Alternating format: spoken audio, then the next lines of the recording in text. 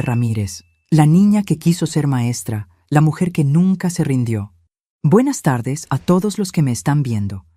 Mi nombre es Dolores Ramírez Gutiérrez. Tengo 78 años y nací en un pequeño pueblo cerca de Guadalajara, pero he vivido la mayor parte de mi vida aquí en Ciudad de México. Antes de comenzar con mi historia, quiero pedirles que si les gusta lo que estoy compartiendo, por favor den me gusta a este video y suscríbanse al canal. Me encantaría saber de dónde están viéndome. ¿Será que me están viendo desde México o tal vez desde otro país? Déjenme saber en los comentarios. Corría el año 1958 cuando mi vida cambió para siempre. Yo era una joven de apenas 21 años con dos niños pequeños, Miguel de 3 años y Lupita de 1, y embarazada de mi tercer hijo. Vivíamos en una pequeña casa de adobe en las afueras de Ciudad de México.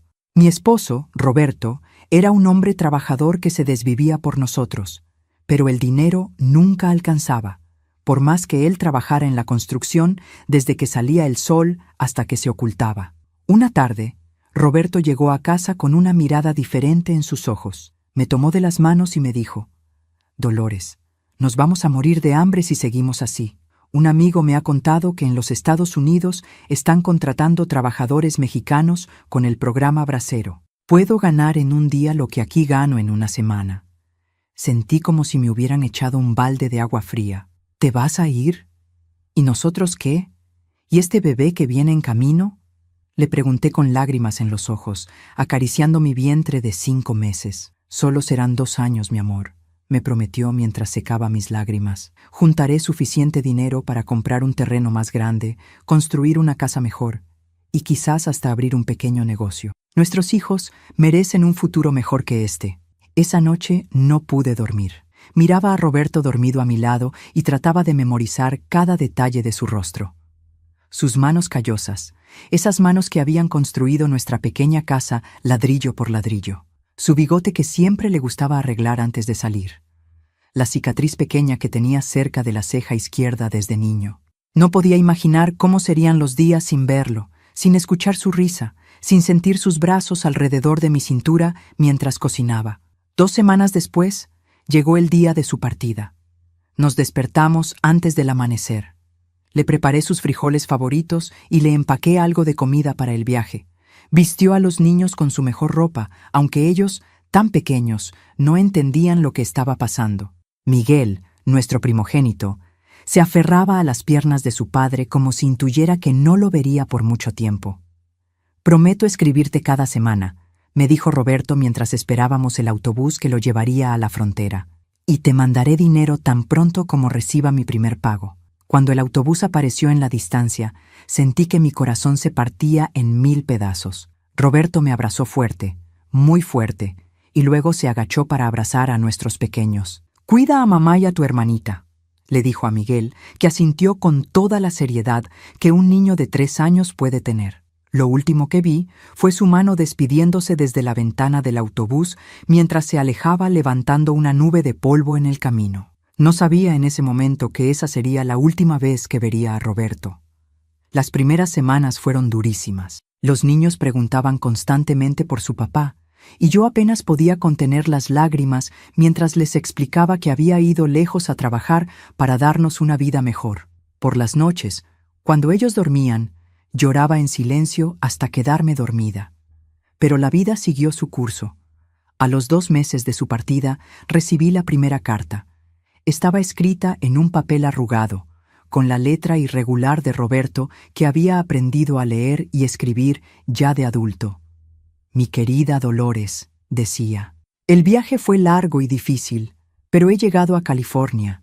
Estoy trabajando en los campos de fresas. El trabajo es duro, bajo el sol todo el día, pero pagan bien. Extraño ver crecer a nuestros hijos, extraño tu comida, extraño dormirme escuchando tu respiración a mi lado. Con esta carta te mando algo de dinero. Úsalo sabiamente. Te prometo que pronto será más. Te amo, Roberto». Junto a la carta venían $20 americanos. Nunca había visto tanto dinero junto. Los guardé como un tesoro, usándolos solo para lo más esencial: leche para los niños, medicinas cuando se enfermaban, materiales para reparar el techo que goteaba cuando llovía.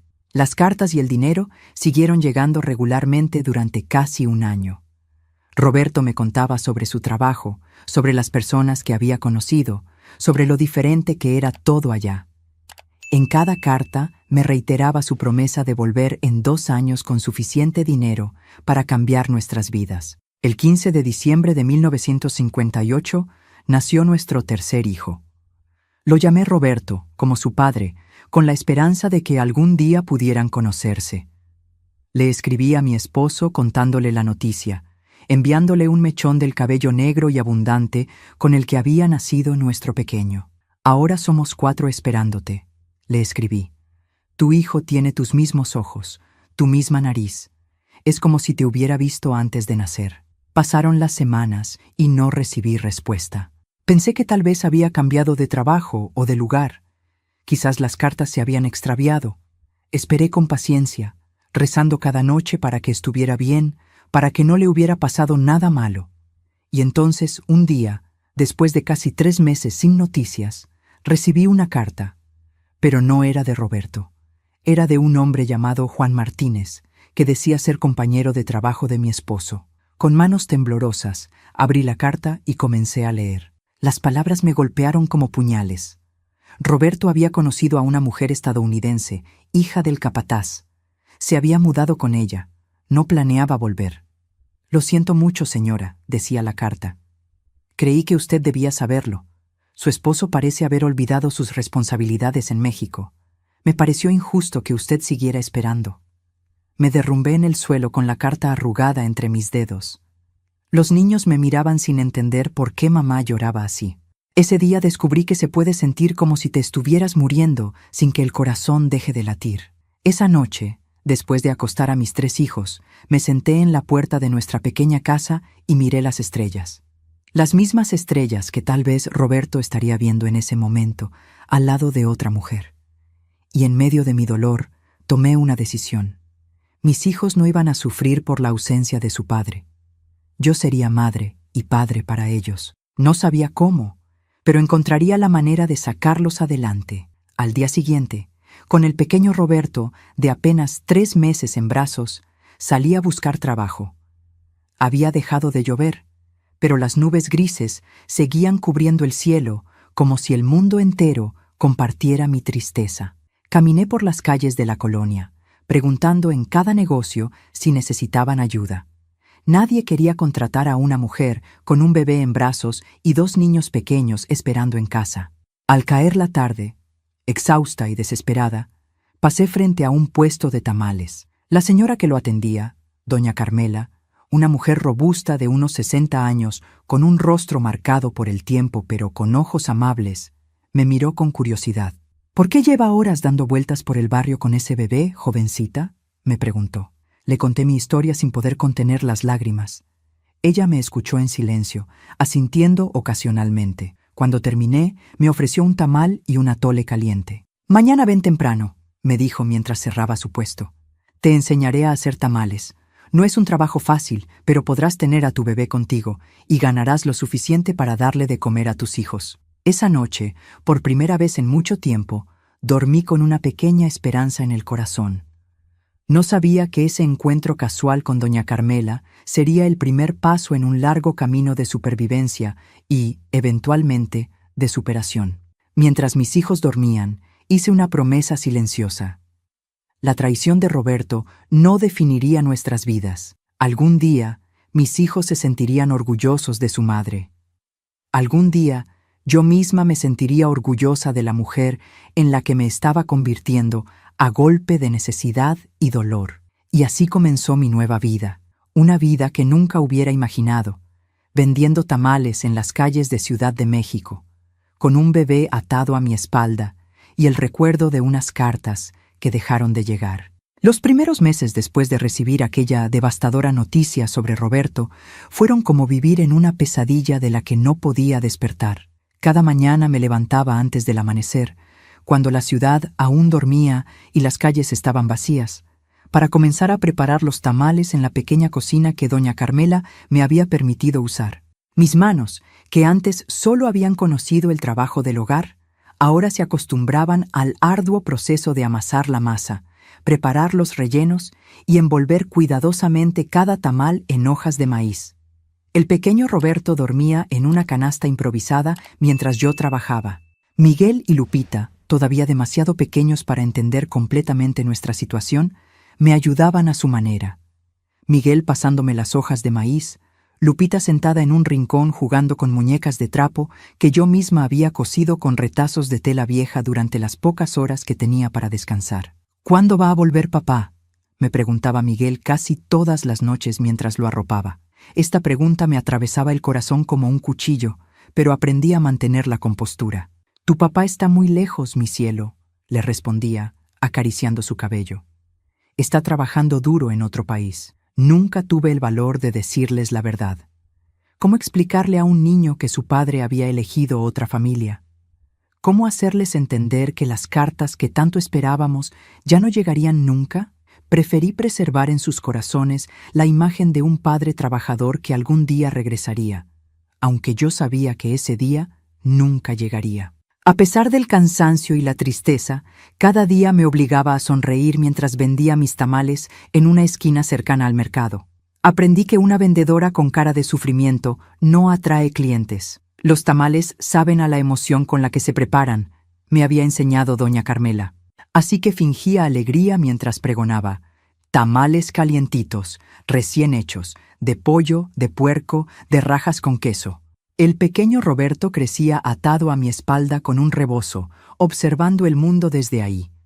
A veces, los clientes habituales le traían pequeños regalos: un sonajero de madera, un dulce, una fruta.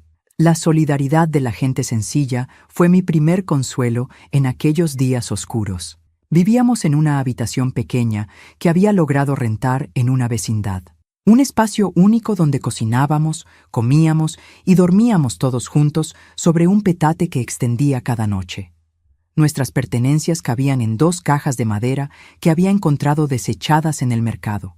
La pobreza era nuestra compañera constante, pero me esforzaba para que mis hijos no sintieran el peso de nuestras carencias. A finales de 1959, casi un año después de la partida de Roberto, ocurrió algo inesperado. Estaba vendiendo mis tamales como cada día cuando vi aproximarse a un hombre de aspecto cansado, con ropa polvorienta de viaje. Mi corazón dio un vuelco al reconocerlo. Era Pedro, el hermano menor de Roberto, que vivía en Guadalajara y a quien no veíamos desde nuestra boda. «¡Dolores!», exclamó al verme. «Por fin te encuentro. He recorrido medio barrio preguntando por ti». Nos sentamos en una banca del parque cercano, mientras el pequeño Roberto dormía y los otros niños jugaban a poca distancia. Pedro me miró con una mezcla de compasión y vergüenza. «He venido porque recibí una carta de Roberto», me dijo finalmente. «Me pidió que viniera a verte, que te dijera que lo perdones». Sentí que me faltaba el aire. «¿Ha vuelto?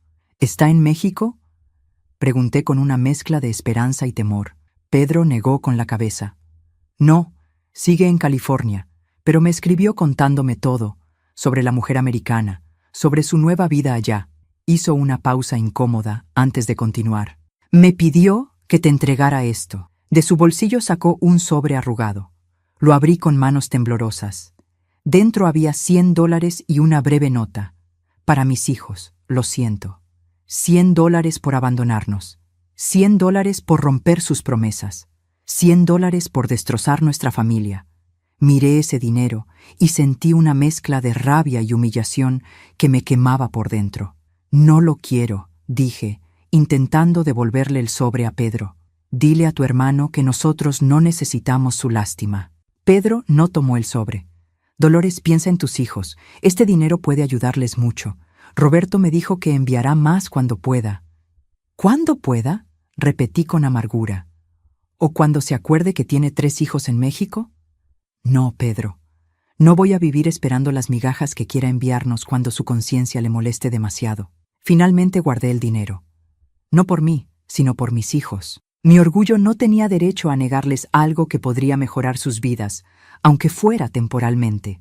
Esa noche, mientras los niños dormían, lloré por última vez por Roberto. Lloré por la joven ingenua que había sido, por los sueños que habíamos compartido, por la familia que nunca seríamos, y luego, como quien entierra a un muerto, enterré también mis esperanzas de que algún día volviera. La visita de Pedro trajo otro cambio a nuestras vidas. Antes de marcharse, me habló de su esposa Carmen, que trabajaba en una fonda en Guadalajara. «¿Por qué no vienes con nosotros?», me propuso. «Carmen podría enseñarte más sobre cocina, podrías trabajar con ella. En Guadalajara quizás tendrías más oportunidades». Consideré su oferta durante varios días. Mudarme significaría arrancar a mis hijos del único hogar que conocían, por muy humilde que fuera. Significaría abandonar el pequeño negocio de tamales que ya tenía clientes fijos. Pero también significaría un nuevo comienzo, lejos de los recuerdos que cada esquina de nuestro barrio me traía de Roberto. Finalmente, decidí quedarme. Ciudad de México, con toda su dureza, me había enseñado a sobrevivir. Aquí había encontrado mi propia fuerza. Había descubierto que podía mantener a mis hijos con el trabajo de mis manos. Mudarme a Guadalajara significaría, de alguna manera, seguir dependiendo de la familia de Roberto. Y yo ya había decidido que caminaríamos solos. Con el dinero que Roberto había enviado, tomé una decisión que cambiaría nuestro rumbo. Alquilé un pequeño local cerca del mercado. Era poco más que un cuarto con una ventana que daba a la calle, pero representaba el primer paso hacia la independencia verdadera. Ya no sería solo la tamalera que se instalaba en una esquina. Ahora tendría un lugar fijo donde los clientes podrían encontrarme. El día que abrí mi pequeño negocio, decoré la ventana con papel picado de colores brillantes que había recortado con los niños. Coloqué un letrero pintado a mano que decía «Tamales Doña Lola». Era febrero de 1960. Habían pasado casi 2 años desde que Roberto se marchó, y por primera vez sentí que miraba hacia adelante en lugar de hacia el pasado. Los meses siguientes fueron de trabajo constante. Me levantaba a las 3 de la madrugada para preparar la masa y los diferentes rellenos. A las 6 ya tenía lista la primera hornada de tamales. Miguel, que ya tenía 5 años, me ayudaba a limpiar el local antes de irse a la escuela primaria que quedaba a pocas cuadras. Lupita, de 3 años, y el pequeño Roberto, de poco más de 1 año, se quedaban conmigo en el local, jugando en un rincón que había acondicionado para ellos con algunos juguetes sencillos y libros con ilustraciones. Poco a poco, Tamales Doña Lola se fue haciendo conocido no solo en el barrio, sino en zonas aledañas. Mis tamales eran diferentes. La masa más esponjosa, los rellenos más abundantes, el sabor más intenso gracias a las especias que mezclaba siguiendo una fórmula que había ido perfeccionando. Los clientes comenzaron a hacer encargos para fiestas y celebraciones. Algunos venían de lejos solo para comprar mis tamales. Un día de septiembre de 1960, mientras atendía el local, entró un hombre elegantemente vestido. No parecía del barrio. Su traje y su manera de hablar delataban que venía de una zona más acomodada de la ciudad. Pidió una docena de tamales variados y mientras esperaba, observó con curiosidad a mis hijos que jugaban tranquilamente. ¿Son todos suyos?, me preguntó con amabilidad. Sí, señor, respondí mientras envolvía sus tamales. Miguel, Lupita y el pequeño Roberto. ¿Y su esposo? ¿También trabaja aquí con usted? La pregunta me tomó por sorpresa. Hacía tiempo que había dejado de mencionar a Roberto, que había aprendido a responder con evasivas cuando alguien preguntaba por él. Pero aquel día, por alguna razón, decidí ser honesta. Mi esposo nos abandonó hace más de 2 años, dije con voz firme. Se fue a Estados Unidos y formó otra familia allá. El hombre pareció genuinamente apenado. Lo siento mucho, dijo. Debe ser muy difícil sacar adelante a 3 niños sola. Lo es, admití. Pero hemos sobrevivido. Mis hijos nunca se han acostado con hambre, y eso es lo que importa. Antes de marcharse, el hombre me entregó su tarjeta. Me llamo Carlos Fuentes. Soy profesor en la Universidad Nacional. Estos tamales son para una reunión con colegas. Si son tan buenos como parecen, le aseguro que tendrá más pedidos de nuestra parte. No le di mayor importancia a aquel encuentro. Había aprendido a no crear expectativas, a vivir un día a la vez. Pero una semana después, recibí un pedido de 50 docenas de tamales para un evento en la universidad. Era el pedido más grande que había recibido jamás y me sentí abrumada. ¿Cómo iba a preparar 600 tamales yo sola? Esa noche, después de acostar a los niños, me senté en la puerta de nuestra pequeña vivienda, mirando las estrellas como solía hacer cuando necesitaba pensar. Recordé a todas las mujeres que venían cada día a comprar 1 o 2 tamales, muchas de ellas también madres solas que luchaban por sobrevivir. ¿Y si les ofreciera trabajo? ¿Y si convirtiéramos este desafío en una oportunidad para todas? A la mañana siguiente, hablé con 5 de mis clientas que sabía estaban en situación similar a la mía. Les propuse que me ayudaran con el gran pedido, ofreciéndoles un pago justo por su trabajo. Todas aceptaron entusiasmadas. Durante 3 días, mi pequeño local se convirtió en un hervidero de actividad. Las 6 trabajamos sin descanso, riendo, compartiendo historias, apoyándonos mutuamente mientras nuestros hijos jugaban juntos. Por primera vez desde que Roberto se fue, me sentí parte de algo más grande que mi propia lucha por sobrevivir. Estábamos creando una pequeña comunidad de mujeres que se negaban a ser víctimas de sus circunstancias. El pedido fue un éxito rotundo. Los profesores y estudiantes elogiaron nuestros tamales, y pronto comenzaron a llegar más encargos de la universidad y de otros lugares. Tuve que contratar permanentemente a 3 de las mujeres que me habían ayudado. Mi pequeño negocio estaba creciendo de manera inesperada. En diciembre de 1960 recibí otra carta de Roberto. Esta vez venía con $200 y una fotografía, él junto a una mujer rubia y un bebé. Mi nueva familia, decía detrás de la foto. Pero nunca olvido a mis hijos en México. Miré largamente aquella imagen. El hombre sonriente de la foto me resultaba un extraño. Ya no sentía dolor al verlo, solo una distante curiosidad. ¿Cómo podía alguien abandonar a sus hijos y luego enviar una foto de la familia que había formado con otra mujer? ¿Qué esperaba? ¿Comprensión? ¿Perdón? Guardé el dinero para los estudios de los niños, como había hecho con el anterior, pero rompí la fotografía en pedazos. Mis hijos no necesitaban ver a su padre sosteniendo en brazos al hijo que había elegido amar. En la víspera de Navidad de aquel año, organicé una pequeña fiesta en el local para mis empleadas y sus hijos. Decoramos con luces coloridas, preparamos ponche de frutas y, por supuesto, muchos tamales. Viendo a nuestros hijos jugar juntos, a las mujeres conversando animadamente, sentí una profunda gratitud. La vida nos había golpeado duramente a todas, pero habíamos encontrado la manera de seguir adelante, de construir algo hermoso a partir del dolor. Mientras servía el ponche, una de las mujeres, María, me abrazó impulsivamente. «Gracias, Lola», me dijo con lágrimas en los ojos. «Antes de que me contrataras, estaba pensando en regresar a mi pueblo porque no podía mantener a mi hijo en la ciudad. Ahora tengo esperanza». Sus palabras me conmovieron profundamente.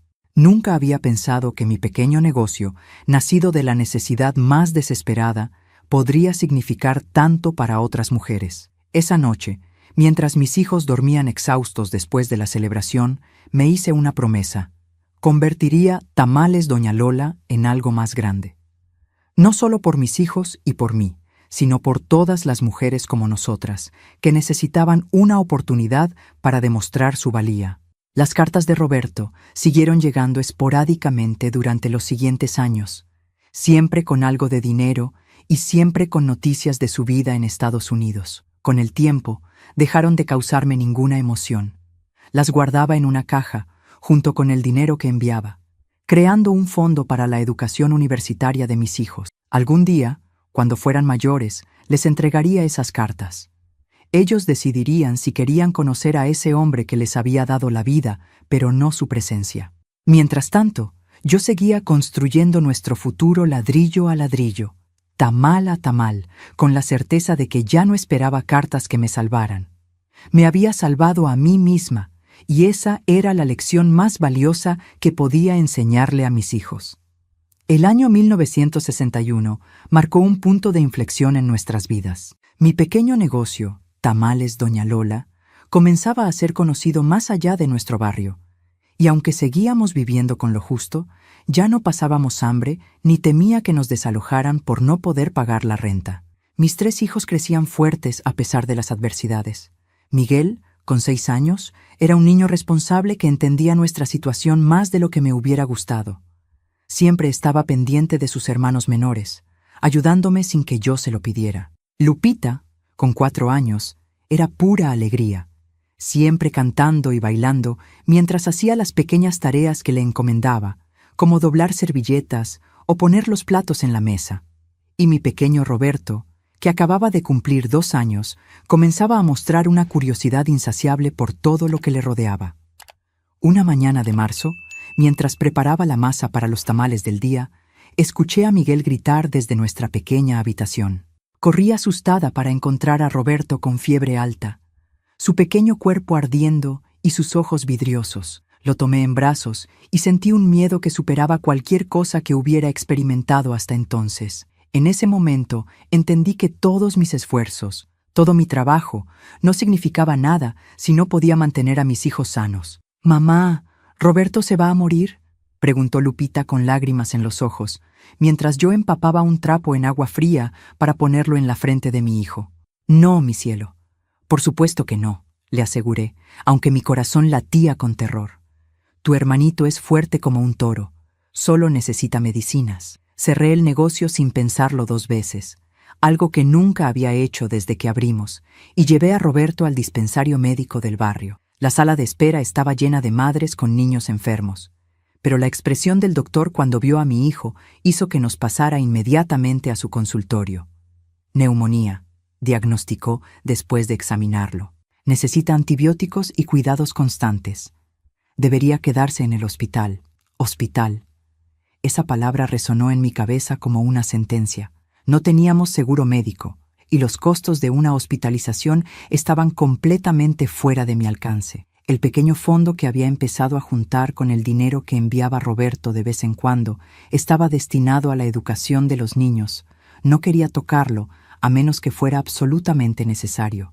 «Doctor, ¿no hay otra opción?», pregunté, sosteniendo a mi hijo que respiraba con dificultad en mis brazos. El médico me miró con una mezcla de compasión y resignación que conocía bien. Era la mirada que los profesionales daban a las mujeres como yo, madres solas sin recursos suficientes. «Puedo darle los antibióticos y explicarle cómo cuidarlo en casa», concedió finalmente, «pero tendrá que vigilarlo día y noche. Si empeora, aunque sea un poco, debe traerlo inmediatamente». Salí del dispensario con las medicinas y un pequeño Roberto ardiendo de fiebre. Al llegar a casa, improvisé una cama para él en la mesa de la cocina, donde podría vigilarlo mientras trabajaba. No podía darme el lujo de cerrar el negocio por más tiempo. Necesitábamos ese ingreso diario para sobrevivir. Las siguientes 2 semanas fueron un infierno. Trabajaba preparando tamales mientras vigilaba constantemente a Roberto. Por las noches no dormía, comprobando su respiración y su temperatura cada hora. Miguel y Lupita tuvieron que madurar aún más rápido.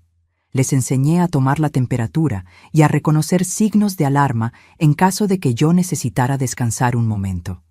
Una tarde, mientras atendía a unos clientes con Roberto durmiendo intranquilo a unos metros, entró al local una mujer que no había visto antes. Era mayor que yo, quizás unos 50 años, con un rostro amable marcado por arrugas prematuras y vestida con la pulcritud sencilla de quien cuida su aspecto a pesar de recursos limitados.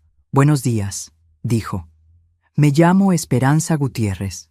Soy enfermera en el Hospital General y vivo a unas cuadras de aquí. He escuchado que su hijo está enfermo». La miré con sorpresa y cierta desconfianza. En el barrio todos se conocían y los chismes corrían rápido, pero no estaba acostumbrada a que extraños se interesaran por nuestros problemas. «Sí, mi hijo menor tiene neumonía», respondí con cautela. «El doctor me dio medicinas y lo estoy cuidando en casa». Esperanza se acercó a Roberto y, con la naturalidad de quien ha cuidado a cientos de niños enfermos, puso una mano en su frente. «Aún tiene fiebre», comentó. «¿Puedo revisarlo? Le prometo que no le haré daño». Algo en su voz, en la seguridad tranquila de sus movimientos, me hizo confiar en ella. Asentí y observé cómo examinaba a mi hijo con manos expertas, escuchando su respiración, revisando su garganta, comprobando los ganglios de su cuello.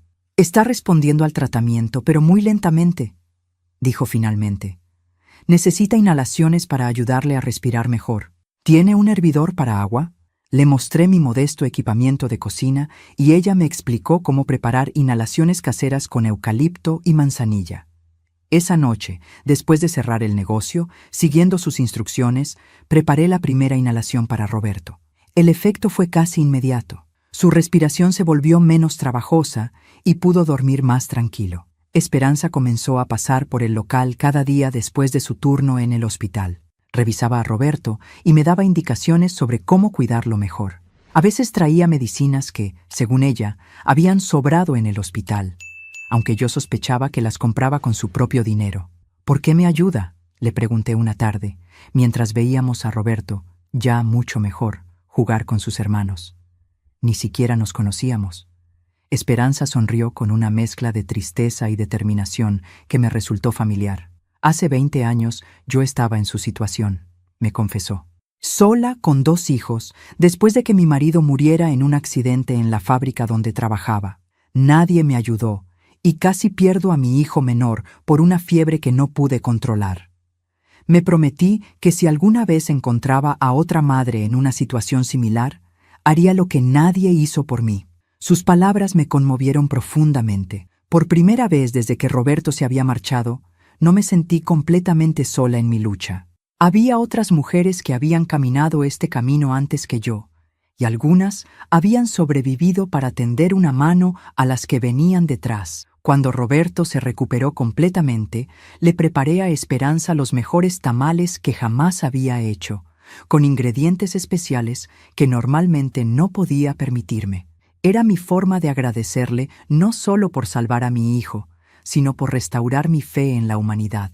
A medida que pasaba 1961 y entrábamos en 1962, mi pequeño negocio seguía creciendo. Los pedidos grandes se hicieron más frecuentes, y pronto me vi en la necesidad de contratar más ayuda. Decidí seguir el ejemplo de Esperanza y busqué especialmente a madres solas del barrio, mujeres que, como yo, luchaban por sacar adelante a sus hijos sin apoyo. Para el verano de 1962, Tamales Doña Lola daba trabajo a 7 mujeres, todas con historias similares a la mía. Sin embargo, la prosperidad trajo nuevos desafíos. Un día de agosto, mientras preparábamos un pedido especialmente grande para una boda, entró al local un hombre con traje y actitud prepotente. Era don Aurelio, dueño de varios negocios en el barrio y conocido por sus prácticas abusivas con comerciantes pequeños. «Así que este es el famoso negocio de tamales que me está quitando clientes», dijo mirando alrededor con desdén. «Bastante miserable para la fama que tiene». Me sequé las manos en el delantal y me enfrenté a él con toda la dignidad que pude reunir. «¿En qué puedo ayudarlo, señor? Si vino a probar nuestros tamales, puedo recomendarle los de chile poblano con queso. Son los favoritos de nuestros clientes habituales». Don Aurelio soltó una risa despectiva. «No vine a comprar nada, mujer. Vine a informarte que esta calle ahora está bajo mi protección. Todos los negocios pagan una cuota semanal para garantizar que no les pase nada». Desafortunado. Sentí un escalofrío recorrer mi espalda. Había oído hablar de este tipo de extorsión, pero nunca pensé que mi pequeño negocio sería lo suficientemente importante como para atraer la atención de alguien como don Aurelio. «Lo siento, pero no tenemos dinero para pagar cuotas», respondí con firmeza. «Apenas nos alcanza para mantener el negocio funcionando y alimentar a nuestras familias». El hombre se acercó tanto que pude oler su colonia cara mezclada con el olor a cigarro. «No me estás entendiendo, doña Lola», dijo con voz suave pero amenazante. «Esto no es opcional. O pagas o te arriesgas a que tu bonito negocio sufra un accidente. Sería una lástima que un incendio destruyera todo por lo que has trabajado, ¿no crees?» Miré alrededor, a las mujeres que habían dejado de trabajar para observar la escena con terror, a mis hijos que jugaban ajenos a todo en el rincón que había acondicionado para ellos. Todo lo que había construido con tanto esfuerzo estaba siendo amenazado y me sentí impotente. «Volveré el viernes para recoger el primer pago», dijo don Aurelio antes de marcharse. «200 pesos, ni uno menos». Cuando se fue, las mujeres estallaron en llantos y lamentos. Todas sabían lo que significaba. Si pagábamos, nunca dejaríamos de hacerlo y el dinero que apenas nos alcanzaba ahora sería insuficiente. Si no pagábamos, corríamos el riesgo de perderlo todo. Esa noche, después de acostar a los niños, me senté en la puerta como siempre hacía cuando necesitaba pensar. La situación me recordaba dolorosamente a mi relación con Roberto. Otro hombre que aparecía para controlar mi vida, para exigir algo de mí, para recordarme que como mujer sola era vulnerable. Pero ya no era la misma Dolores asustada que había visto partir a su marido en un autobús. Había sobrevivido al abandono, a la pobreza, a la enfermedad de mi hijo. No iba a dejar que un matón destruyera lo que habíamos construido. Al día siguiente, reuní a todas mis empleadas antes de abrir el negocio. No vamos a pagar, les anuncié. Y tampoco vamos a dejarnos intimidar. Les expliqué mi plan. Iríamos a hablar con cada uno de los negocios de la calle, con cada uno de los que ya estaban pagando a don Aurelio. Les propondríamos unirse, presentar una denuncia colectiva. Solos éramos vulnerables, pero juntos tendríamos una oportunidad. Las siguientes 72 horas fueron una carrera contra el tiempo. Mientras manteníamos el negocio funcionando, nos turnábamos para visitar a los demás comerciantes. Algunos tenían miedo, otros estaban resignados, pero cuando les contábamos nuestra historia, cuando les explicábamos que éramos madres solas luchando por nuestros hijos, muchos decidieron unirse a nosotros. Para el jueves por la noche, teníamos un grupo de 14 comerciantes dispuestos a presentarse en la comisaría al día siguiente. Entre todos, reunimos suficientes testimonios y evidencias de las amenazas y extorsiones que habíamos sufrido. El viernes por la mañana, en lugar de abrir el negocio, cerramos con un letrero que decía: «Cerrado por asuntos comunitarios, volveremos mañana». Fuimos en grupo a la comisaría, nuestros hijos con nosotros porque no teníamos con quién dejarlos. Al principio, el oficial de guardia nos miró con aburrimiento, como si nuestras quejas fueran una molestia menor en su día. Pero cuando vio la cantidad de personas, cuando escuchó las historias una tras otra, cuando le mostramos las pruebas que habíamos reunido, su actitud cambió. «Necesitaré que cada uno haga una declaración formal», dijo finalmente. «Y tendrán que estar dispuestos a testificar si el caso llega a los tribunales». Pasamos todo el día en la comisaría, turnándonos para cuidar a los niños mientras cada uno hacía su declaración. Cuando salimos, ya era de noche, y nos sentíamos agotados, pero unidos por un nuevo sentido de solidaridad. Don Aurelio fue arrestado esa misma noche cuando llegó a cobrar a uno de los negocios. Según nos contaron después, su red de extorsión se extendía por varios barrios de la ciudad, y nuestra denuncia colectiva había abierto la puerta para que muchos otros comerciantes se animaran a hablar. Esa victoria, aunque pequeña en el gran esquema de las cosas, nos dio a todas un nuevo sentido de poder. Ya no éramos víctimas esperando que los problemas nos aplastaran. Éramos mujeres capaces de unirse y luchar por lo que era justo. Los meses siguientes fueron de crecimiento constante para Tamales Doña Lola. Con la amenaza de don Aurelio eliminada, pudimos invertir más en el negocio. Compramos una estufa más grande, mejoramos el local, incluso contratamos a un joven del barrio para que hiciera entregas a domicilio de pedidos grandes. En la Navidad de 1962, organicé una celebración especial en el local. Habíamos tenido un buen año a pesar de los desafíos, y quería compartir nuestra buena fortuna con la comunidad que nos había apoyado.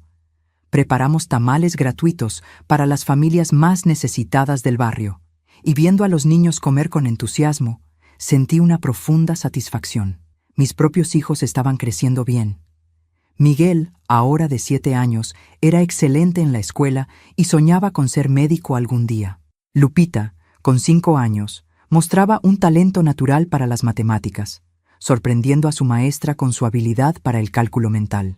Y Roberto, ya recuperado completamente de su enfermedad, era un torbellino de energía a sus 3 años. A veces, en momentos como ese, mientras veía a mis hijos sanos y felices a pesar de las circunstancias, pensaba en el hombre que nos había abandonado. ¿Qué pensaría Roberto si viera lo que habíamos logrado sin él? ¿Sentiría orgullo de los hijos que apenas conoció? ¿Remordimiento por habernos dejado? ¿O simplemente indiferencia, concentrado en su nueva vida, su nueva familia? Sus cartas seguían llegando esporádicamente, siempre con algo de dinero y siempre con breves noticias de su vida en California.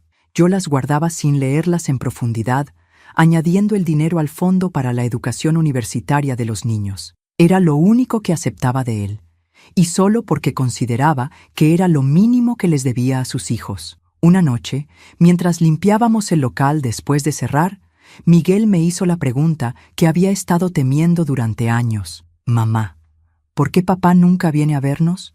Los papás de mis amigos viven con ellos, o al menos los visitan. ¿Nuestro papá no nos quiere?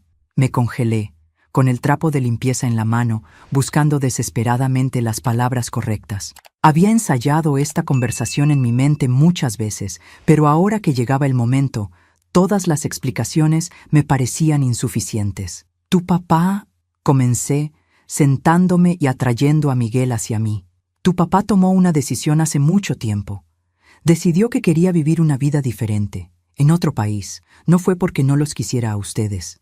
Fue porque me detuve, incapaz de encontrar una explicación que no sonara como una excusa. «¿Porque no te quería a ti?», completó Miguel con una intuición que me dejó sin aliento. «Quizás», admití finalmente, «o quizás simplemente no estaba listo para ser padre, para asumir la responsabilidad de una familia.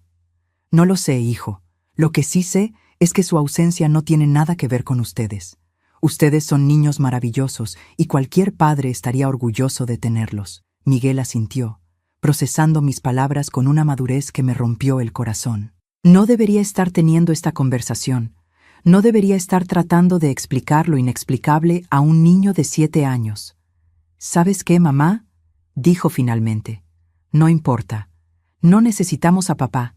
Te tenemos a ti y tú vales por 2». Sus palabras me llenaron los ojos de lágrimas. Abracé a mi hijo con fuerza, agradecida por su amor incondicional, por su capacidad de ver nuestra situación no como una carencia, sino como una fortaleza. Esa noche, después de acostar a los niños, saqué las cartas de Roberto de la caja donde las guardaba. Las leí una por una, desde la primera que había enviado poco después de llegar a California hasta la más reciente. En ellas vi el retrato de un hombre que trataba de justificar sus acciones, que buscaba aliviar su culpa con dinero y palabras vacías. En ese momento, tomé una decisión. No permitiría que Roberto definiera nuestras vidas, ni en su presencia ni en su ausencia. El abandono había sido doloroso, pero nos había forzado a encontrar una fuerza que quizás nunca hubiéramos descubierto de otra manera. Mis hijos crecerían sabiendo que fueron amados incondicionalmente, que el valor de una persona no depende de quién se queda o quién se va, sino de la capacidad de levantarse cada día y luchar por lo que es importante. Con esa certeza en el corazón, me dormí tranquila, sabiendo que aunque el camino seguía siendo difícil, ya habíamos superado lo peor. Y lo habíamos hecho juntos, mi pequeña familia forjada en el dolor, pero sostenida por un amor que ninguna ausencia podía disminuir. El año 1963 llegó con vientos de cambio. Mi local de tamales se había convertido en un punto de referencia en el barrio. Ya no era solo un lugar donde comprar comida. Era un espacio donde las mujeres del vecindario se reunían para conversar, donde los niños sabían que siempre habría un dulce esperándolos, donde incluso los hombres respetaban lo que habíamos construido. Una mañana de marzo, mientras amasaba la masa para los tamales, escuché a 2 clientes habituales comentando sobre un local que se había desocupado a pocas cuadras de distancia.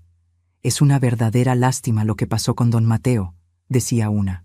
40 años con su panadería y ahora, con su enfermedad, tiene que dejarlo todo. «Su hijo no quiere hacerse cargo», respondió la otra.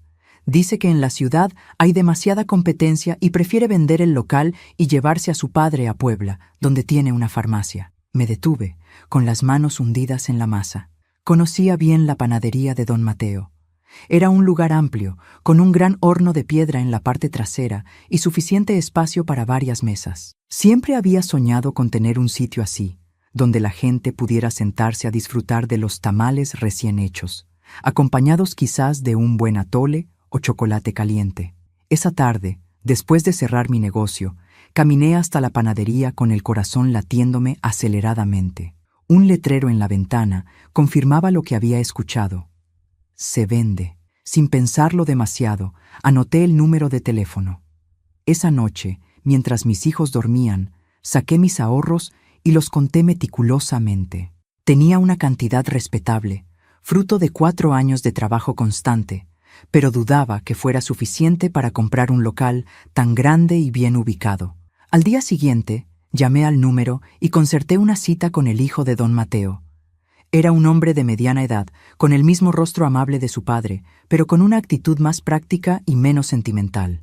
Mi padre construyó este negocio desde cero, me explicó mientras recorríamos el local.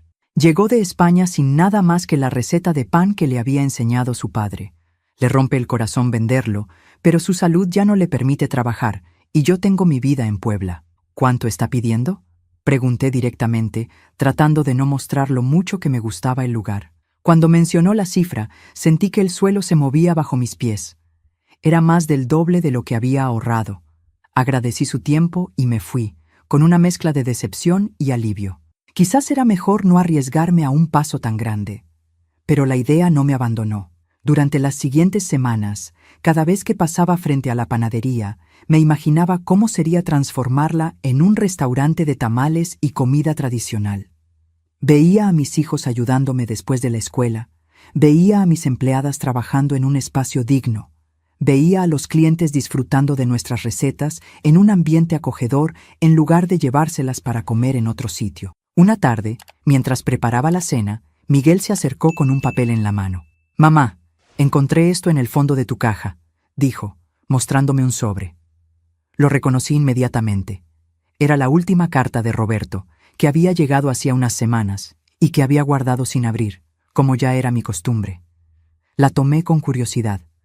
Normalmente sus cartas contenían un poco de dinero y noticias breves de su vida, pero hace tiempo que había dejado de importarme lo que Roberto tuviera que contar. Al abrir el sobre, me quedé sin aliento. Dentro había una cantidad de dinero como nunca antes había enviado, junto con una nota breve. «Para mis hijos. Mi negocio en California ha prosperado y quiero que ellos también tengan un futuro asegurado. No lo consideres un regalo para ti, sino una obligación hacia ellos que estoy cumpliendo». Las palabras eran frías, casi crueles en su deliberada distancia. Pero el dinero era exactamente lo que me faltaba para completar la cantidad que necesitaba para comprar la panadería de don Mateo. Esa noche no dormí, debatiéndome entre el orgullo y la oportunidad. ¿Debía usar ese dinero para hacer crecer mi negocio? ¿O debía guardarlo estrictamente para la educación de mis hijos, como había hecho con todas las cantidades anteriores que Roberto había enviado? ¿Acaso expandir el negocio no sería también una forma de asegurar su futuro? Finalmente, decidí hablar con ellos. A la mañana siguiente, reuní a mis 3 hijos alrededor de la mesa del desayuno. «Tengo algo importante que contarles», les dije, explicándoles sobre la panadería de don Mateo, sobre mi sueño de convertirla en un restaurante y sobre el dinero que su padre había enviado. «Este dinero es para ustedes», les aclaré. «Y quiero que sepan que si lo uso para comprar el local, es una inversión en nuestro futuro familiar. Pero la decisión debe ser de todos».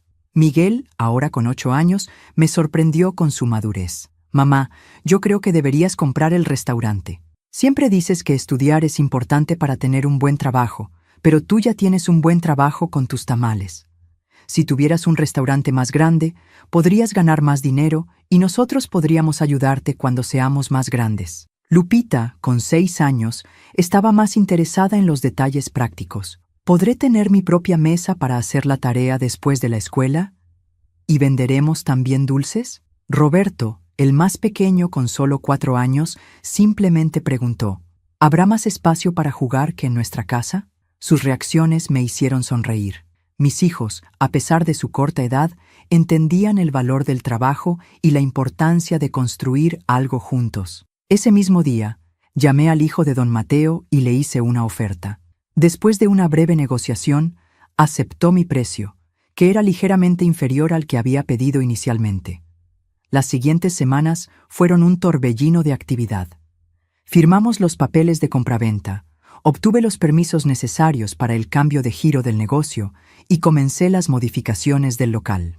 El gran horno de pan se mantuvo, pero ahora lo usaríamos para cocer tamales en cantidades mucho mayores de las que podíamos preparar antes. Instalamos una cocina más amplia, mesas y sillas sencillas pero dignas, y pintamos las paredes con colores cálidos que recordaban a los ingredientes de nuestros platillos: el rojo del chile, el verde del epazote, el amarillo del maíz. El día de la inauguración del restaurante Doña Lola amaneció soleado y brillante, como un buen presagio. Habíamos invitado a todo el barrio, y desde temprano una fila de personas esperaba para entrar. Mis empleadas, ahora 10 mujeres en total, todas con historias similares a la mía, se movían eficientemente entre las mesas, sirviendo tamales, atole, champurrado y algunas nuevas adiciones al menú como pozole y enchiladas. En un rincón del restaurante había instalado un pequeño altar con la imagen de la Virgen de Guadalupe, a quien siempre había rezado en mis momentos de mayor desesperación. Junto a ella coloqué una fotografía de mi madre que había fallecido sin conocer a mis hijos, pero cuyas recetas y enseñanzas eran la base de todo lo que cocinaba. Mirando alrededor, a las familias disfrutando de la comida, a mis hijos corriendo entre las mesas, repartiendo dulces a los otros niños, a mis empleadas sonriendo con orgullo por lo que habíamos logrado juntas, sentí una emoción que pocas veces había experimentado: plenitud. No era felicidad exactamente, era algo más profundo, más completo. Era la sensación de haber transformado el abandono y el dolor en algo hermoso y próspero. Los siguientes años fueron de crecimiento constante. Para 1965, Restaurante Doña Lola era conocido no solo en nuestro barrio, sino en gran parte de la Ciudad de México.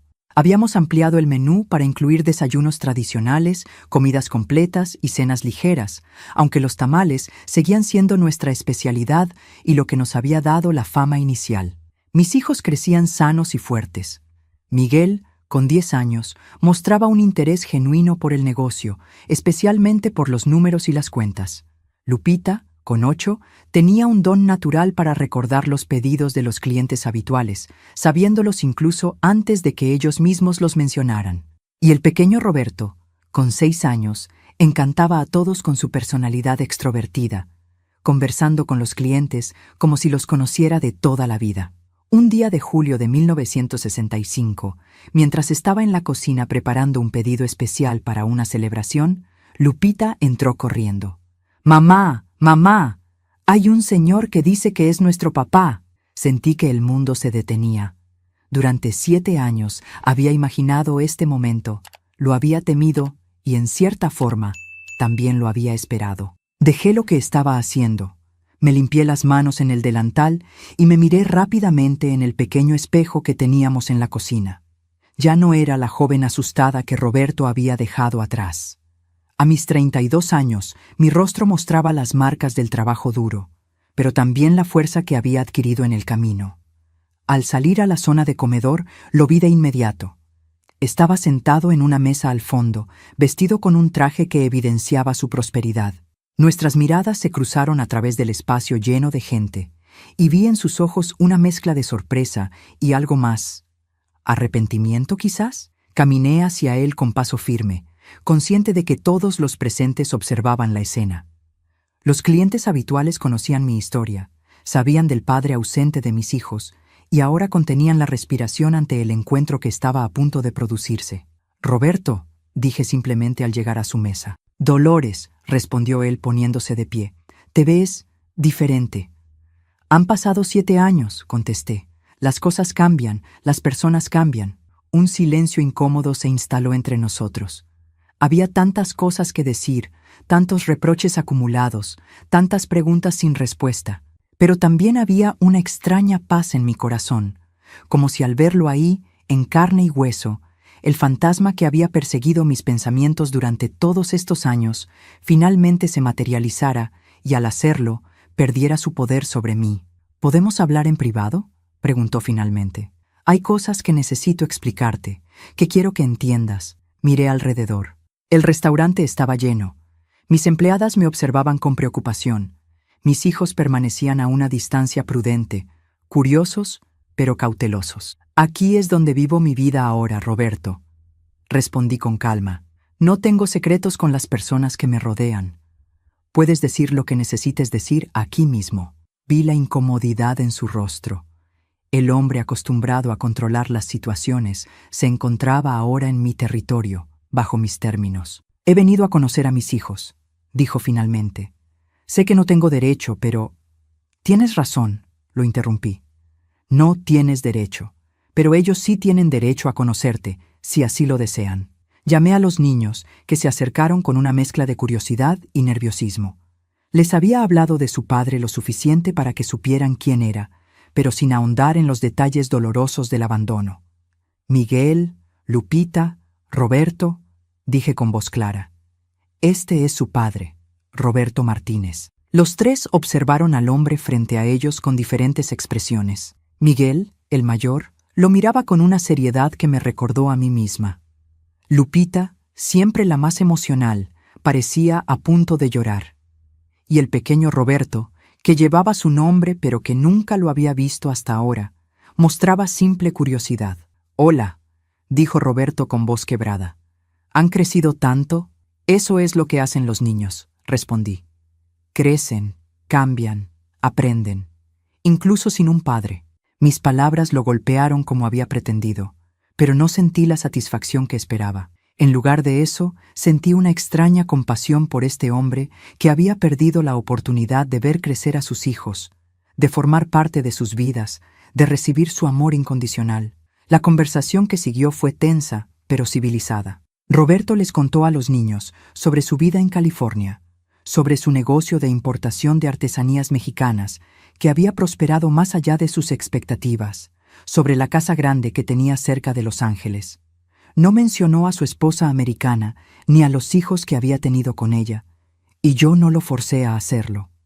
Esa parte de su historia la conocerían mis hijos cuando fueran mayores, si alguna vez querían saberlo. Cuando finalmente se marchó, después de prometerles a los niños que mantendría contacto y que volvería a visitarlos, me senté sola en la cocina vacía. El restaurante había cerrado hacía horas, pero yo no podía irme a casa, no todavía. Necesitaba procesar lo que había sucedido, el extraño cierre de un capítulo que había mantenido abierto durante tantos años. No sentía odio hacia Roberto, me di cuenta con sorpresa. Tampoco amor, por supuesto. Lo que sentía era una especie de gratitud distante. Si él no se hubiera marchado, si hubiera cumplido su promesa de volver en 2 años, quizás ahora estaríamos viviendo en una pequeña casa, dependiendo de su trabajo en la construcción. Yo dedicada exclusivamente a las labores del hogar como se esperaba de las mujeres de mi generación. Su abandono, que en su momento me pareció la peor tragedia posible, me había obligado a encontrar una fuerza que no sabía que poseía.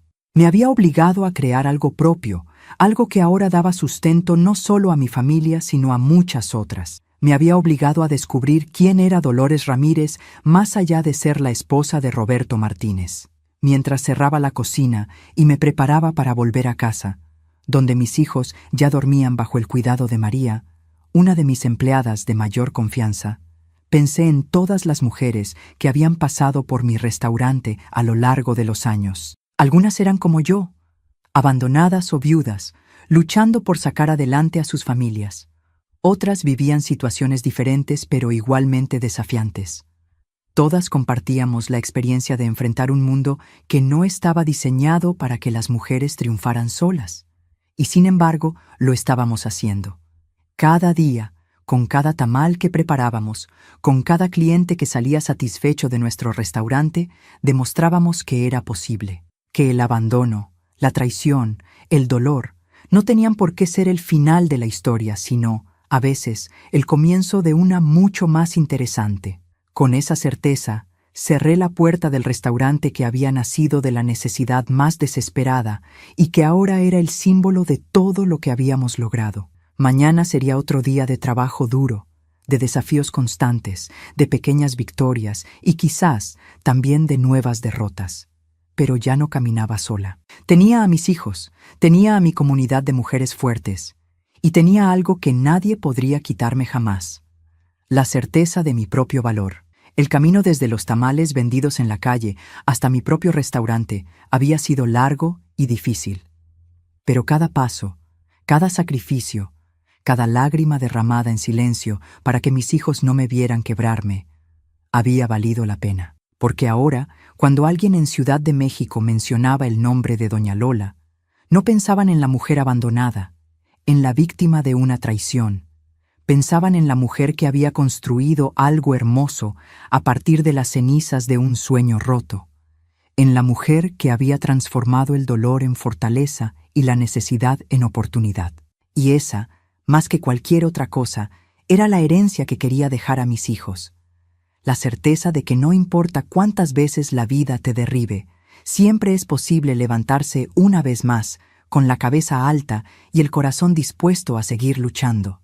Los años siguientes a la inesperada visita de Roberto trajeron consigo una extraña calma a nuestras vidas. El restaurante prosperaba, mis hijos crecían saludables y cada vez más independientes, y yo había encontrado un equilibrio que nunca creí posible.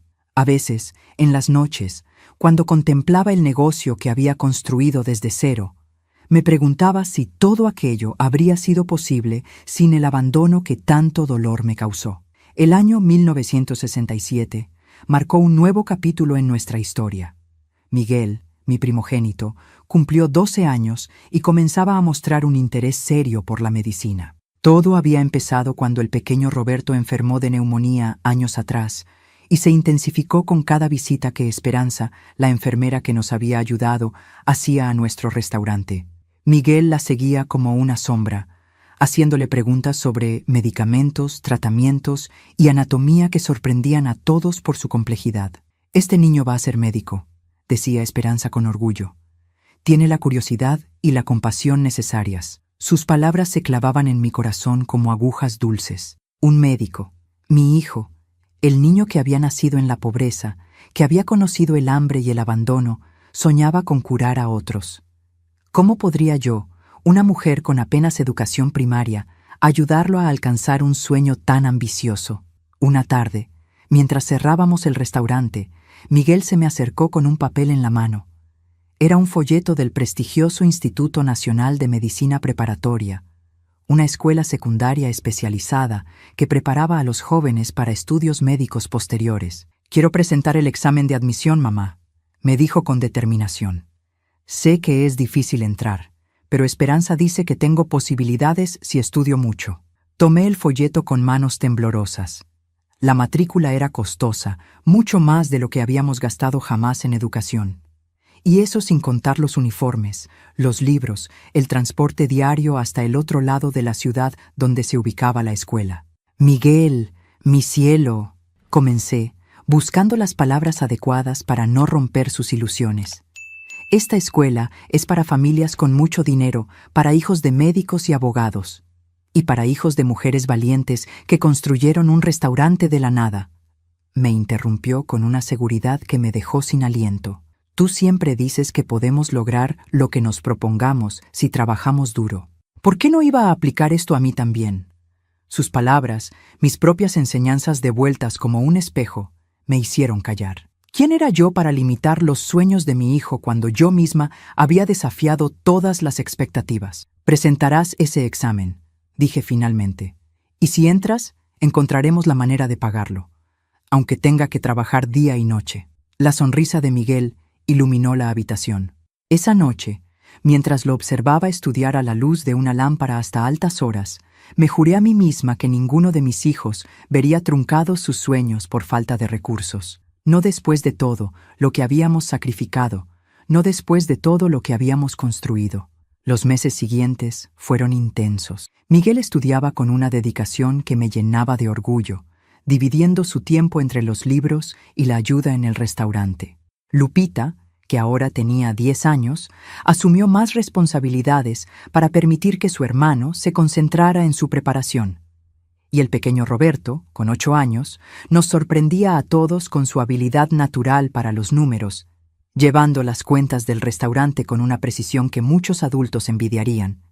Mientras tanto, yo buscaba formas de aumentar nuestros ingresos. Ampliamos el horario del restaurante. Comenzamos a ofrecer servicio de banquetes para eventos especiales. E incluso inicié una pequeña línea de tamales empacados que vendíamos a tiendas de abarrotes en barrios más acomodados. El día del examen amaneció frío y lluvioso. Acompañé a Miguel hasta las puertas del instituto, ambos nerviosos, pero decididos. Mientras lo veía entrar al imponente edificio, recordé a la joven asustada que había sido, viendo partir a Roberto en aquel autobús hacía casi 10 años, convencida de que mi vida se acababa. Cuán diferente era ahora.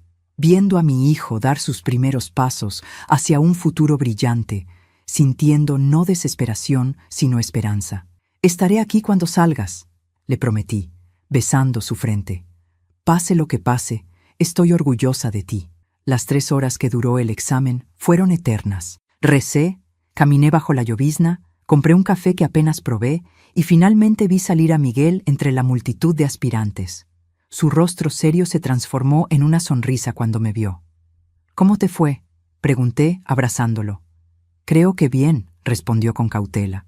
Había preguntas muy difíciles, pero contesté todas. Ahora solo queda esperar. La espera duró un mes. Un mes en que la vida continuó.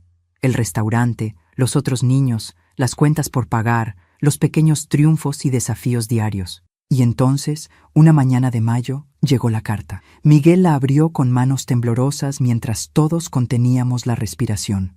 «Entré», susurró, incrédulo. «Entré». El júbilo que siguió fue indescriptible. Abrazos, lágrimas, gritos de alegría. Mis empleadas, que habían seguido todo el proceso con el interés de quienes consideraban a Miguel parte de su familia extendida, se unieron a la celebración. Esa noche cerramos el restaurante y organizamos una pequeña fiesta para conmemorar el logro. Mientras veía a mis 3 hijos bailar juntos, una emoción profunda me invadió. Por primera vez, me permití sentir plenamente el orgullo de lo que habíamos logrado. No solo la supervivencia, que había sido nuestro primer objetivo, sino algo mucho más valioso, la posibilidad de soñar, de aspirar a un futuro diferente. Pero la alegría pronto dio paso a la realidad práctica. La carta de aceptación venía acompañada de la lista de costos: matrícula, uniformes, libros, materiales de laboratorio. Una suma que, aunque no imposible, representaría un enorme sacrificio para nuestro presupuesto familiar. Esa noche, después de acostar a los niños, saqué el cofre donde guardaba los ahorros familiares y el dinero que Roberto seguía enviando esporádicamente para los niños. Era una cantidad respetable, pero usarla para la educación de Miguel significaría retrasar otros proyectos, como la ampliación del restaurante que había estado planeando o la posibilidad de comprar una casa más grande para la familia. Mientras contemplaba los billetes cuidadosamente ordenados, recordé mi propia infancia. Hija de campesinos, había asistido a la escuela solo hasta los 12 años, cuando mi padre decidió que una niña no necesitaba más educación que saber leer, escribir y hacer cuentas básicas. «Las mujeres están hechas para el hogar», decía, sin maldad, pero con la firmeza de quien repite una verdad incuestionable. ¿Cuántas veces había deseado yo tener la oportunidad que ahora se le presentaba a Miguel? ¿Cuántas puertas se me habían cerrado por falta de estudios formales? La decisión estaba clara. Usaríamos los ahorros para la educación de Miguel y yo trabajaría aún más duro para reponer ese dinero. Lupita y Roberto también merecerían las mismas oportunidades cuando llegara su momento. Septiembre de 1968 trajo consigo un torbellino de cambios. Miguel comenzó sus estudios en el instituto, vistiendo con orgullo el uniforme que habíamos comprado con tanto esfuerzo. El transporte hasta la escuela era largo y complicado, lo que significaba que debía levantarse a las 5 de la mañana para llegar a tiempo a sus clases. A pesar del cansancio, nunca se quejaba, entendiendo mejor que muchos adultos el valor del sacrificio. Al mismo tiempo, el restaurante experimentaba su propio crecimiento. La fama de nuestros tamales y otros platillos tradicionales se había extendido más allá del barrio. Comenzamos a recibir clientes de zonas más acomodadas de la ciudad, e incluso algunos turistas extranjeros que buscaban experiencias auténticas de la comida mexicana. Con este crecimiento vinieron nuevos desafíos. Algunos restaurantes más grandes y establecidos comenzaron a vernos como competencia, y no todos jugaban limpio. Un día, descubrimos que alguien había esparcido rumores sobre supuestas condiciones insalubres en nuestra cocina, lo que resultó en una inspección sorpresa de las autoridades sanitarias. Afortunadamente, siempre había mantenido los más altos estándares de limpieza y organización, así que la inspección se convirtió en una oportunidad para demostrar la calidad de nuestro establecimiento. Pero el incidente me hizo reflexionar sobre la fragilidad de todo lo que habíamos construido. Un rumor malintencionado, una enfermedad grave, un accidente. Cualquier cosa podría destruir en días lo que habíamos edificado con años de trabajo. Necesitábamos protegernos, diversificar, asegurar el futuro. Fue entonces cuando tomé otra decisión importante. Estudiaría por las noches para obtener mi certificado de educación secundaria. A mis 35 años, volvería a las aulas. Esta vez no como la niña tímida que había sido, sino como una mujer de negocios decidida a adquirir las herramientas necesarias para llevar su empresa al siguiente nivel. Las primeras semanas fueron brutales. Después de un día completo en el restaurante, me dirigía a la escuela nocturna, donde compartía aula con jóvenes que habían abandonado sus estudios por razones diversas. Muchos me miraban con curiosidad, algunos con respeto, otros quizás preguntándose qué hacía una mujer de mi edad sentada junto a ellos, tomando apuntes con la misma concentración que ponía en perfeccionar una receta. Llegaba a casa pasadas las 10 de la noche, cuando mis hijos ya dormían, cuidados por María, mi empleada de mayor confianza que ahora vivía con nosotros y se había convertido en parte esencial de nuestra familia. A veces, al revisar mis cuadernos en la quietud de la noche, me sorprendía a mí misma.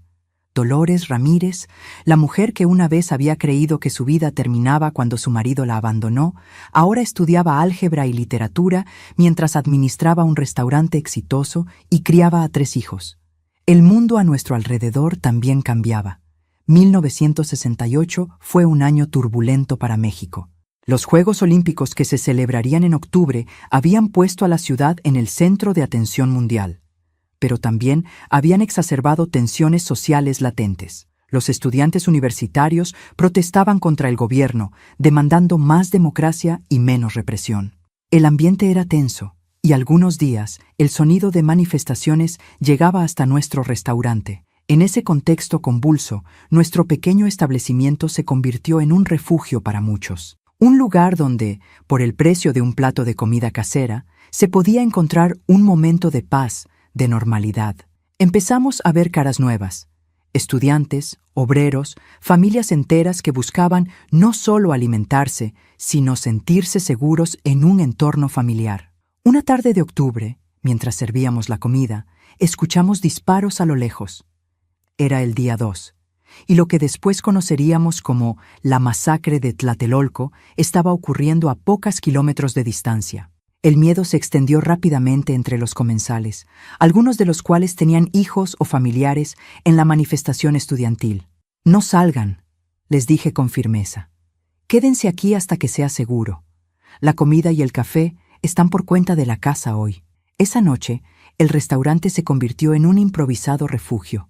Algunas personas se quedaron hasta bien entrada la madrugada, escuchando las noticias en un pequeño radio, temiendo por sus seres queridos. Prepararé más café, más tamales, más consuelo en forma de comida caliente, mientras mi propio corazón se encogía pensando en el México que heredarían mis hijos. Cuando finalmente pudimos cerrar, cerca de las 3 de la mañana, me senté sola en la cocina vacía, exhausta pero incapaz de dormir. Pensaba en los padres que esa noche habían perdido a sus hijos, en las madres que esperarían en vano el regreso de sus estudiantes. El dolor que había sentido por el abandono de Roberto me pareció súbitamente pequeño en comparación con otras tragedias. Y sin embargo, ese dolor había sido mi maestro más severo y más valioso. Me había enseñado a no depender de nadie, a construir mi propio camino, a encontrar fuerza donde solo había desesperación. ¿No era esa la lección que quería transmitir a mis hijos?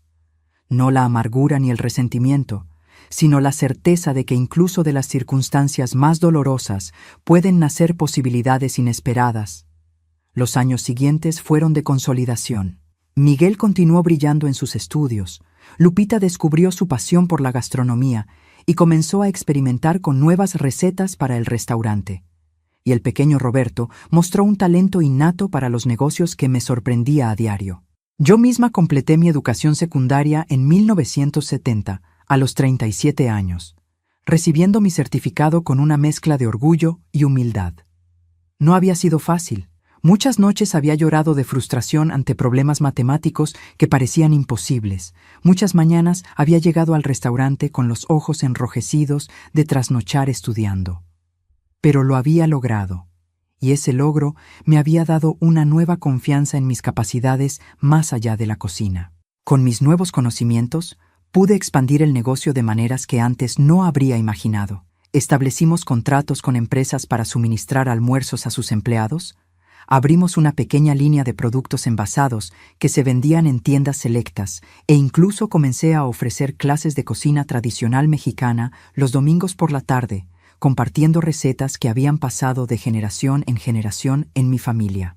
La vida, que una vez me había parecido un camino estrecho y sombrío, se había transformado en un horizonte amplio lleno de posibilidades. Y todo había comenzado con una traición, con un abandono que en su momento me pareció el fin del mundo y que, visto en retrospectiva, había sido el catalizador de mi verdadera vida. En 1972, cuando Roberto volvió a aparecer en nuestras vidas, ya no sentí ni resentimiento ni gratitud. Lo que sentí fue una extraña paz, como quien se encuentra con un personaje de un libro leído hace mucho tiempo. Venía a México por negocios, me explicó, y quería ver a los niños, que ya no eran tan niños. Miguel, con 17 años, estaba a punto de graduarse del instituto y planeaba entrar a la Facultad de Medicina. Lupita, con 15, era una adolescente hermosa y decidida que dominaba la cocina del restaurante casi tan bien como yo. Y Roberto, con 13 años, ya manejaba las cuentas del negocio con una precisión impresionante. Les dejé espacio para que conversaran con su padre, para que le contaran sobre sus vidas, sus logros, sus sueños. No porque él lo mereciera, sino porque ellos merecían la oportunidad de conocer esa parte de su historia, de hacer las preguntas que quisieran, de formar sus propias opiniones. Esa noche, después de que Roberto se marchara prometiendo volver pronto, una promesa que, como tantas otras suyas, quedaría incumplida, Miguel se acercó a mí mientras cerrábamos el restaurante. «Mamá», me dijo con seriedad, «hoy entendí algo importante. Todo lo que somos, todo lo que tenemos, es gracias a ti. No a él, que envió dinero de vez en cuando, sino a ti, que estuviste aquí cada día, trabajando por nosotros». Sus palabras me llenaron los ojos de lágrimas. No porque necesitara su reconocimiento, sino porque significaba que había logrado transmitirles la lección más valiosa que había aprendido en mi propio camino. Que el verdadero valor de una persona no está en quién la acompaña o quién la abandona, sino en su capacidad para levantarse una y otra vez, para construir algo hermoso incluso a partir del dolor más profundo. Y esa, más que el restaurante exitoso, más que la educación que habían recibido, era la verdadera herencia que les dejaría. La certeza de que las cartas que nunca llegaron, los amores que nos traicionan, los sueños que se rompen, no son el final de nuestra historia. A veces son apenas el comienzo de una historia mucho más interesante, mucho más nuestra. Hoy, mientras comparto esta historia con ustedes, a mis 78 años, rodeada de nietos que apenas pueden creer que su abuela alguna vez vendió tamales en la calle para sobrevivir, siento una profunda gratitud por cada momento de ese camino, incluso por los más dolorosos. Porque fueron precisamente esos momentos los que me obligaron a descubrir una fortaleza que no sabía que poseía, una capacidad para amar y luchar que ha definido mi vida mucho más que cualquier abandono. Y si hay algo que deseo transmitirles, algo que quiero que recuerden cuando yo ya no esté, es esto. El dolor puede ser el maestro más sabio si estamos dispuestos a aprender sus lecciones, no para endurecernos, no para amargarnos, sino para descubrir que somos mucho más fuertes, mucho más capaces, mucho más valiosos de lo que jamás habríamos imaginado. Gracias a todos los que se quedaron hasta el final de mi historia. Me llena el corazón poder compartir con ustedes estas experiencias que marcaron mi vida. Si les gustó lo que escucharon, por favor denle me gusta a este video y suscríbanse al canal para más historias como esta. Sus comentarios y apoyo significan mucho para mí. Espero haberles dejado una pequeña lección sobre la fuerza que todos llevamos dentro, incluso en los momentos más difíciles. Hasta la próxima, y que Dios los bendiga.